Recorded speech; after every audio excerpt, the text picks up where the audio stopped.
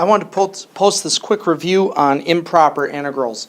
I'm going to start with 3 divided by the square root of x, and we're going to find the area from, let's just say, 1 to infinity. Obviously improper because we have an infinite bound. So by rights, we should start by rewriting this as the limit as b approaches infinity. 1 to b, I'm going to write this as 3x to the negative 1/2. So we kind of ignore the limit statement. We find the antiderivative. It becomes x to the positive 1/2. Now we divide by 1/2, same as multiplying by 2, so we have 6, x to the 1/2.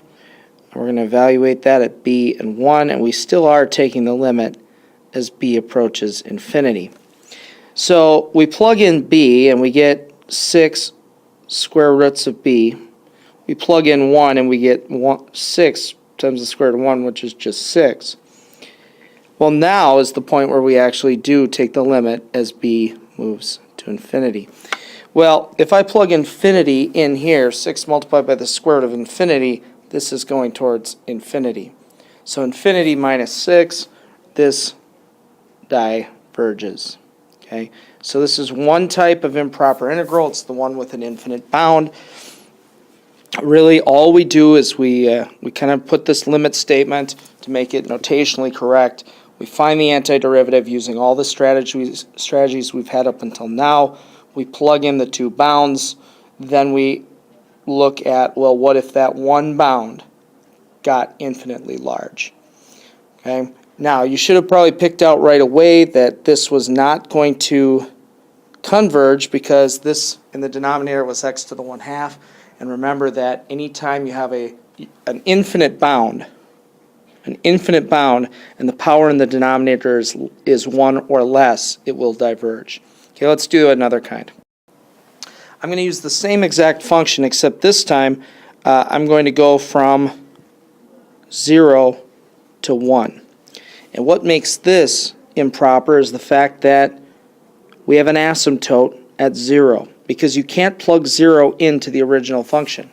Okay, it's undefined there. Well, really then we should again rewrite this with a limit statement right away. We should say as b approaches 0. And it'd be even better if you said from the positive side, although it really isn't going to change our calculations at all. So we're going to b and 1. Antiderivative, we already did this one. I chose this for a reason, so we wouldn't have to spend a lot of time on the antiderivative. Evaluating at 1 and b. Again, we're taking the limit as b goes to 0. We plug in 1, we get 6. We plug in b, we get 6 square roots of b. Okay.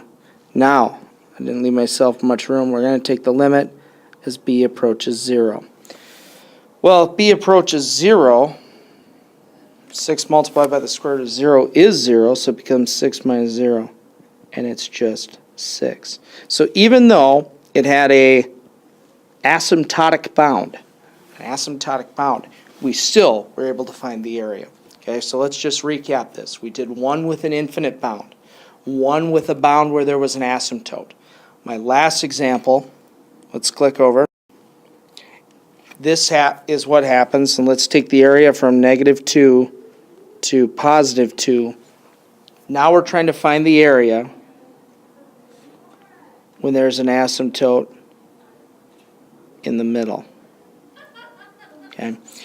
So what we have to do in this case is we have to split this into 2 integrals.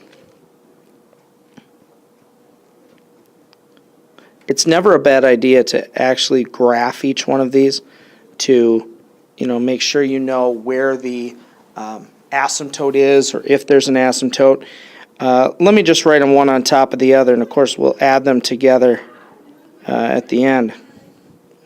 B. Okay. So the antiderivative here, we'd raise the power to -1, divides, so we're going to have -3 over x, evaluated at b and -2, limit as b approaches 0. Same antiderivative down here, of course.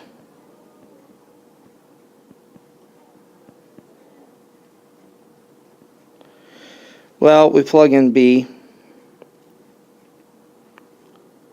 plug in -2.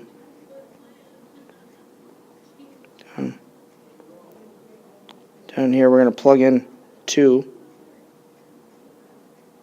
plug in b, and remember we're doing the limit as b approaches 0. Well, what you see here is this very first piece. If I plug 0 in, it's undefined. Okay, and it go down to the bottom part, plug 0 in here, it's undefined. As soon as one piece is undefined, we know that the integral diverges. So these are three kinds of improper integrals: the infinite bound, the asymptotic bound, and the asymptote in the middle of the bounds. Make sure and graph them, check them, set them up with, and use your integral rules.